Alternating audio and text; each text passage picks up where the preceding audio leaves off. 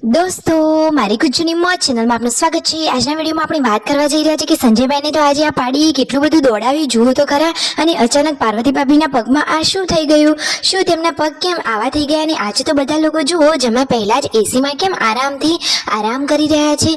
વહેલા એસી કેમ ચાલુ કરી દીધું? તેમના મમ્મીને તો આજે કેમ ચક્કર આવી રહ્યા છે?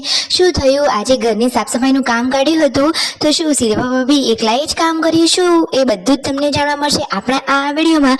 મારી ચેનલ પર નવા હોય તો ચેનલને ફટાફટ લાઈક શેર એન્ડ સબસ્ક્રાઇબ કરી દો। Full video in Thakor family blog channel દોસ્તો, ફૂલ વિડીયોની લિંક ડિસ્ક્રિપ્શનમાં મૂકેલી છે, ત્યાં જઈ તમે આખો વિડીયો વોચ કરી શકો છો। આવી ટૂંકી ટચુકડી લાઈવ લેટેસ્ટ ટ્રેન્ડિંગ માહિતી મેળવવા કરી દો મારી ચેનલને ફટાફટ સબસ્ક્રાઇબ। તો ચાલો દોસ્તો, વધારે રાહ ન જોતા આપણે વિડીયોની શરૂઆત કરી દઈએ છીએ। તમે વિડીયોમાં લાઈવ જુઓ કે અહીંયા પૂનમ ભાભી, પાર્વતી ભાભી રોટલી બનાવી રહ્યા છે, તેમના મમ્મી અહીંયા આરામ કરી રહ્યા છે। તેમના મમ્મીને તો અચાનક અત્યારે ચક્કર આવી રહ્યા છે। શું દવા ગળી એટલા કારણથી ચક્કર આવે છે? એમને તો ઊંઘ જ આયા કરે છે। શું દવાનું એવું ગેન મારી રહ્યું છે? અને આજે તો જુઓ જમ્યા પહેલા જ બધા જ લોકો સંજયભાઈ, રણજીતભાઈ, બચ્ચા પાર્ટી અહીંયા એસી વાળા રૂમમાં બધા લોકો આરામ ફરમાવી રહ્યા છે ને સરસ મજાની મજા। પરિવારની સાથે રહેવાની તો મજા જ અલગ છે।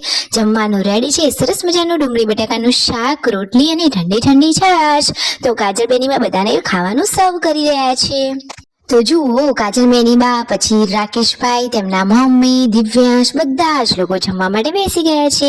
સંજયભાઈ કેમ નથી બેઠા? અરે એમને તો ભૂખ લાગી હતી તો એમને તો વહેલા જ જમી લીધું। અને અહીંયા બેનીબા અને ભાઈઓ બધા લોકો વાતોચીતો કરી રહ્યા છે।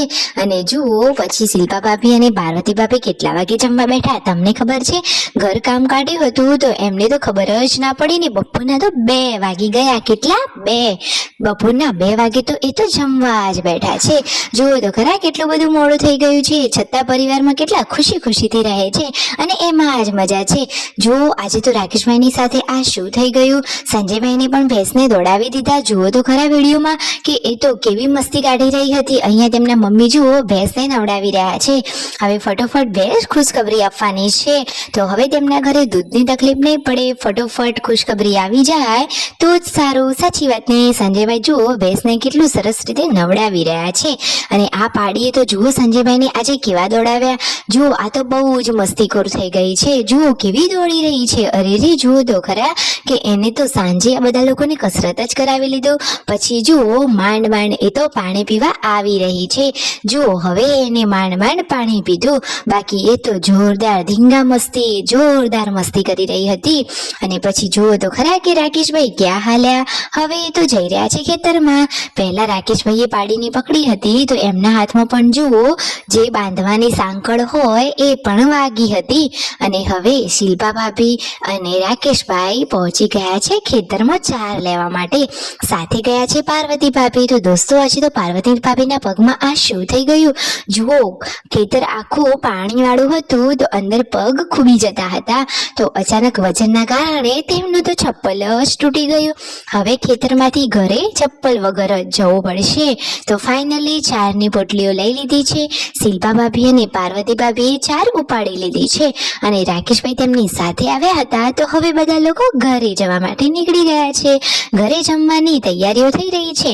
હાલમાં તો ગેસનો બાટલો નથી તો કાજલ બેનીબા ચૂલા ઉપર સરસ મજાના શાકનો વઘાર કરી રહ્યા છે। અરે બેનીબાના શાકનો ટેસ્ટ તો બધાને જોરદાર ગમે છે, એકદમ બધા ચટુકડા જ થઈ ગયા છે।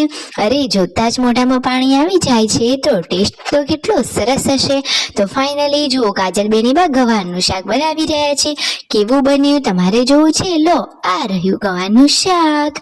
અને આ બાજુ શિલ્પા ભાભી બનાવી રહ્યા છે બાજરીના ગરમ રોટલા। શિલ્પા ભાભી કહે છે રાકેશભાઈને કે તમારે મારી સામે નહીં આવવાનું, કારણ કે તમે અહીંયા બેસીને વાતો કરાવો છો અને મારા રોટલા દાજી જાય છે। આ રીતે તો બધા લોકો ધીંગા મસ્તી કરી રહ્યા હતા। અને જુઓ કાજલ બેનીબા અહીંયા બેઠા છે શિલ્પા ભાભીની બાજુમાં। શિલ્પા ભાભીએ કાજલબેન સાથે પાણી મંગાવ્યું હતું। બેનીબા પાણી લાવ્યા પણ ખરા, પરંતુ લોટવાળું થઈ ગયું। હવે રાત્રે બધા લોકો જમવા બેસી ગયા છે। જુઓ સરસ મજાની દહીં તિખારી બનાવી છે, ગવારનું શાક છે, ખીચડી છે અને બાજરીના રોટલા છે। બાકી જમવાની તો ગામડામાં અને આ રીતે દેશી સ્ટાઇલથી ખાવાની મજા જ પડી જાય। હવે મિતાંશ તો ફઈબા જોડે મસ્તી કરી રહ્યો છે, તો લાઈક શેર એન્ડ સબસ્ક્રાઇબ।